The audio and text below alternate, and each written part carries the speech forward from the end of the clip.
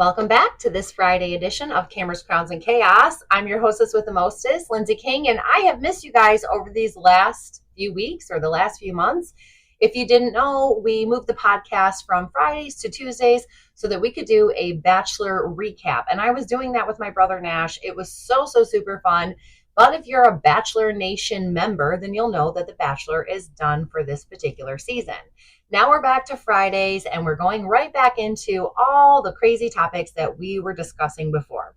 So today we're going to talk about red flags and the red flags that are specific to getting into the modeling industry and specifically picking the photographer that you're going to get to help you out. Now, there are so many things that I could tell you on how to pick the right photographer, but sometimes I think it's just as important to hear the red flags and to hear why not to pick someone. And because I'm a member of different modeling communities on social media and on the internet, I see things sometimes that just really concern me.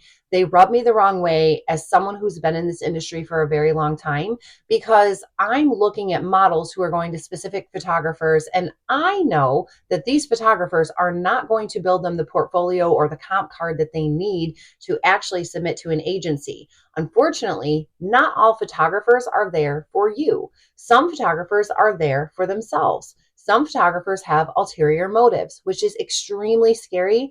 And it is pretty rare, but it is a real thing. So today's video is more about just kind of watching out for those red flags and making sure that you're not putting yourself in a situation with someone who really isn't there for the same purpose that you are.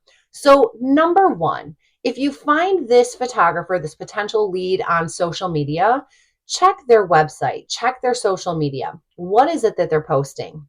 Do you look at their portfolio and immediately get like a pit in your stomach? Do you look at that portfolio and feel excited, feel like, oh my gosh, that could be me. I would love these photos to be me. You really need to go with your gut. That's first and foremost. And obviously that's in every single aspect of life. Number two, when you're looking at that portfolio, what is that portfolio full of? Are you seeing the kind of images that you think would go into a modeling portfolio? Are you seeing headshots? Are you seeing full body shots? Are you seeing things that look editorial, beauty, high fashion? Or, and here's the real thing that I really want you to watch out for, are you seeing mostly lingerie? Are you seeing mostly girls who are maybe dressed, but like super scantily clad? Are you seeing girls whose hair and makeup don't really look like they mattered all that much to the photographer? Are you seeing girls who are in cute outfits, but poses that are really kind of inappropriate and things that your grandma would not want to show around on Sunday at church because they're like a little too much up in your business, if you know what I'm saying? So, for example, recently, I was scrolling Facebook and I am in one particular group and someone had shared her own set of photos in this group. She's a model and she's got her hair done and she had some, I think it was supposed to be kind of like a high fashion makeup look going on. And then she had on whatever outfit. The thing is, I don't really remember a whole lot about the outfit and a whole lot about the makeup. I remember thinking that the outfit was not really what she needed, but it wasn't, bad. It wasn't scantily clad, but the posing was atrocious. And I don't mean that this was a lack of experience with the posing. I mean that the fact that somebody took these pictures and probably directed her on how to pose, it made me sick to my stomach. The majority of this model's poses had her legs spread. I can tell you right now, your legs are not going to be spread in your modeling portfolio. They're just not. Now, I'm not talking about a standing up, hands on your hips, feet wide apart on the ground. That's not what I'm talking about. I'm talking about putting one foot on the ground and one foot up on top of something else so that I could see up your skirt. I'm talking about sitting on your butt and spreading your legs all the way apart so that I could see inside of your skirt. That's not professional modeling. Those are not pictures that you'd ever want in your modeling portfolio. And I couldn't help but look at the shoot and wonder if this was what the model wanted or if this is what the director or the photographer directed her to do. In my experience, I've noticed that most girls who are coming in to start their modeling experience, they don't have experience. So They're relying on me, and it is my job to guide them. Unfortunately, not everybody's going to guide you in the proper direction. Now, sometimes it's just a lack of knowledge on the photographer's part.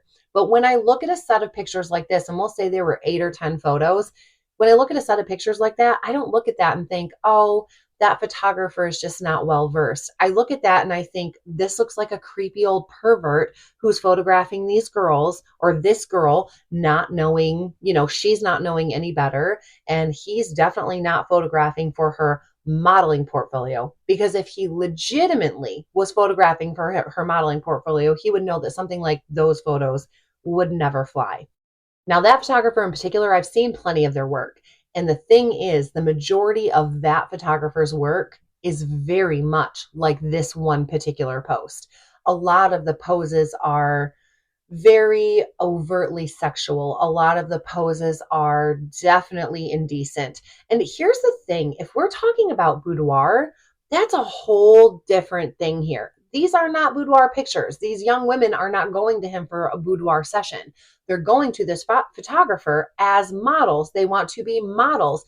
If you look at their Facebook pages or their Instagram accounts and you see their other photos, you will see that they are touted up as models. But because they don't know any better, and he's got a lot of years of experience in this industry, they're going to him, they're putting their trust in him, and then he's turning around and he's giving these photos. Now, one thing that I will say about this particular photographer is that I've seen the repeat customers coming back to him. So clearly, either A, these girls don't know any better, they don't know that that's not what legitimate modeling is, or B, they don't care. That's not really what they're there for. But I'm going on this video with the assumption that some of these girls, at least that go to him, actually are trying to be legitimate models. And I know that because I've gone and I've checked out their social media before, and they have model pages, and some of their photos on their model pages are decent. But this is where it's really, really important to check someone's online portfolio to make sure it really does align with what you're looking for. Also, in addition to posing, and is the posing appropriate? Does it make sense? Is the hair and makeup being well looked after? And when I say that, I mean, if I have a client who, has hair across her face in a way that we don't want it, I'm going to fix it. She needs to look put together for her portfolio. If my client comes in and her makeup is a hot mess, and I'll tell you the truth, there have been a few times I've had clients come in where their makeup has been really rough, like really, really rough. And either it's because they're coming and they're seeing me after a day of work, so we have to spruce it up, or it's because they don't know how to do their makeup for these kinds of photos. So in those scenarios, I have a whole kit of makeup in the studio, and I will just whip them up and whip them into shape. And I might not be the best person at makeup, but I can go ahead, I can try my hand at it, clean them up. That's my job. My job is to make sure that you leave looking your best, or that your photos represent you looking your best, because you're using your image to book jobs. That's the whole goal of getting into the modeling industry. When I'm looking at a photographer who consistently, clearly does not care what someone's hair and makeup looks like, that's a huge red flag to me. Huge, huge, huge. Another thing that's a red flag in terms of visual is going to be their lighting. It's going to be their editing. It's going to be the attention that they pay to the set. Can you see, light stands in the set? Now, if you've ever shot with me before, indoors or out, you'll know that a lot of times you'll see a light stand in there. And what do I always tell you? I always say, hey, don't worry about the light stands in your photos. I'm going to edit that out. But I would never leave that in there. Like, that's just sloppy, because I care about your photos and because that shouldn't be in there. So that's another thing to keep in mind. I've already lost track of where we were. I was kind of numbering these, but now I'm just going off the top of my head. So here's another one. Do they tell you that you can't bring a chaperone? This is a huge, huge red flag. Huge. Okay.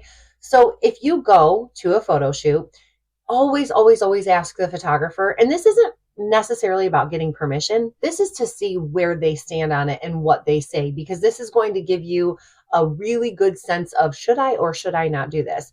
The question you're going to ask is, do you mind if I bring along a chaperone? Don't say, do you mind if I bring along a friend? Because I'll tell you, it does kind of put a photographer, a little off balance when you say a friend.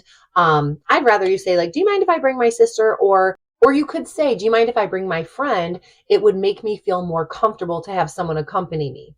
She'll be completely professional. She'll stay quiet in the background. If you want to say, can I bring a friend? Say it that way. Then that way the photographer knows that they're not going to have to, kind of compete with your friend. Because I'll tell you, I've had people come along on sessions before, and the entire time, all they're doing is taking pictures over my shoulder. Now, I don't really care if someone's taking pictures over my shoulder or behind the scenes because I know you're buying my pictures. That's not my issue. My issue is I move around a lot. And when I back up, the last thing that I need to do is trip over your friend who is right behind me. And it has absolutely happened before. So just make sure that your photographer knows that, obviously your friend's coming along. This is more just for safety. It makes you feel more protected. And, and it is what it is. If a photographer tells you no, don't go. Do not go. Period. Point blank. I have nothing else to say about that. I'm not saying that you can't go to a photo shoot without someone. I'm just saying if a photographer expressly tells you no, and this is a time that we're talking about when you're building your modeling portfolio. We're not talking about you going on some big job to Banana Republic. Now, if you're signed with an agency and you get a campaign that you're shooting and you're getting paid to shoot it, I think most of the time the rule is going to be like, no, you probably shouldn't have anyone on set with you. That doesn't mean that you can't take someone there. They can't wait in the car. They might be able to wait in the lobby or an outside waiting area. But typically a professional photographer who is paying you, or this campaign's paying you for your time, they're not going to want, extra people in the room, in the production, because at that point, time is money. So that's a different scenario though. We're just talking about right now when you're building your modeling portfolio. Does the photographer have any reference photos that they can show you that are theirs, or are they using stolen photos? Are they going to Pinterest and saying, these are the ways that I want to photograph you. These are the photos. These are my samples. If they don't have anything to show you and they don't have anything else to back themselves up, that might be another red flag. If a photographer Here's another really important one. If a photographer pressures you to shoot nude or implied nudity, say no. You don't have to do that. That's a massive red flag. And usually that will come up in a conversation prior to the shoot. Not always. Sometimes some photographers will spring it on you during the shoot. Either way, though, you make it very clear what you're going there for. I'm going to shoot several outfits. This is what I need. I need, a couple full body shots. I want to change up my hair and makeup. I need a headshot. Be very clear with the photographer. You let them know what it is that you're going for. And the minute that they ask you if you want to do anything nude or implied nude, I would probably just end that conversation right there, and I would not entertain it anymore. If they're willing to ask you in the messages and you say no, they're probably going to be asking you in person as well. So that's a big red flag for me. Another one that I want to tell you about is don't let a photographer gaslight you or manipulate you by saying things like, all professional models do this, or trust me, you're never going to make it to the big time if you don't do blah, blah, blah, blah, blah. And usually what they're trying to get you to do, again, is shoot nude or shoot implied nudes. So doesn't matter what they say. It only matters where you stand and how you feel. And if you genuinely want to build a modeling portfolio and you're not specifically looking to get into lingerie or fitness modeling, then you don't need to do anything like that. Okay, I've rambled a lot, and this was supposed to be a short podcast today. So here's my final thing for you. Do they have references that they can provide you? Now, I'll tell you, I don't know if I've ever had anyone ask me for references in my business, but I do think that a big part of that is because most of my business is built on word of mouth. I photographed Susie Q's daughter, and then she told Sally, and then Sally brought me her daughter, and then Sally told Sarah, and Sarah brought me her daughter. That's how my business typically works. So I don't usually, have to provide a reference, or I don't think I've ever had to provide a reference because, like I said, word of mouth, people already know, they're already being referred. But if this is a photographer that reaches out to you on social media, like if you happen to be in a modeling group or something like that, if they reach out to you on social media, or they find you and you can't really find a whole lot about them on social media, they don't have anywhere listed that they're a professional photographer, they don't have a website, then if they ask you and you're maybe entertaining the idea of working with them, then I would highly recommend that you ask them for references. Super, super, super important. And if they can't provide any, you just say, okay, no problem. Thank you so much. We might be able to work together in the future, but right now I'm looking for something a little bit different. It's that simple. So the whole point of today's podcast is to keep you safe. The point of today's podcast is to remind you that control is within your hands. It's to remind you to look for the red flags. Now, maybe I'll do another episode where I say, okay, now these are the things that you want to look for in a photographer. This is the kind of photographer that you want to go to. I mean, you could just kind of take everything that I said today and then like reverse it.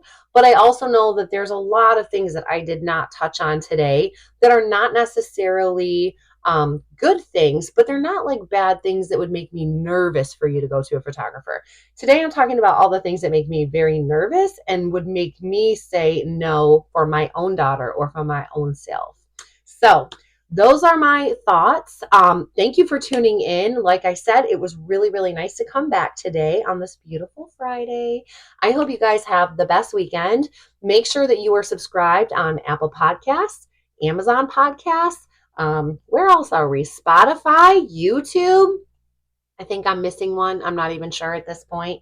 Anyways, make sure that you catch me, you subscribe, you download, and you share with your friends. I appreciate you all so very much. Signing out on this beautiful Friday. Bye.